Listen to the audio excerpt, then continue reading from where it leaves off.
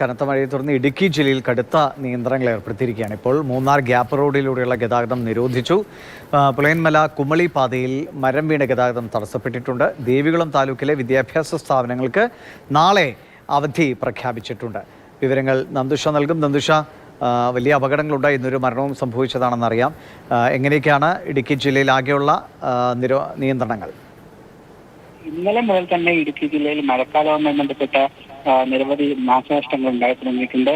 നേരിമംഗലം പാതയിൽ ഇന്നലെ മരം കാരണം മുകളിലേക്ക് വീണ് ഒരാൾ മരിച്ചു. ഇന്നിപ്പോൾ ഇതാ മൂന്നാറിൽ കുന്നിടിഞ്ഞ് വീടിന് മുകളിലേക്ക് വീണ ഒരു സ്ത്രീ മരിച്ചു. അതോടൊപ്പം തന്നെ നിരവധി ഇടങ്ങളിൽ പ്രധാനപ്പെട്ട പാതകളിൽ മരം വീണ് ഗതാഗത തടസ്സം നിലനിൽക്കുന്നുണ്ട്. അതോടൊപ്പം തന്നെ ജില്ലാ ഭരണകൂടം കനത്ത ജാഗ്രതാ നിർദ്ദേശമാണ് ജില്ലയിലേക്ക് നൽകിയിരിക്കുന്നത്. ദേവികുളം താലൂക്കിൽ വിദ്യാഭ്യാസ സ്ഥാപനങ്ങൾക്ക് നാളെ അവധിയാണ്. അതോടൊപ്പം രാത്രി യാത്രയ്ക്കും വിലക്കുണ്ട്. ജില്ലയിലൂടെ ഒഴുകുന്ന തോടുകളിലും നദികളിലും ഒക്കെ ജലനിരപ്പ് ഉയരാൻ സാധ്യതയുള്ളതിനാൽ ഈ നദികളിലൊക്കെ ഇറങ്ങുന്നതിൽ ജാഗ്രത പുലർത്തണമെന്ന് നാട്ടുകാർക്ക് നിർദ്ദേശം കൊടുത്തിട്ടുണ്ട്. അഗ്നിശമന സേനയും പോലീസും സദാസമയവും സജ്ജരായിരിക്കാനാണ് ജില്ലാ ഭരണകൂടം നിർദ്ദേശിച്ചിരിക്കുന്നത്.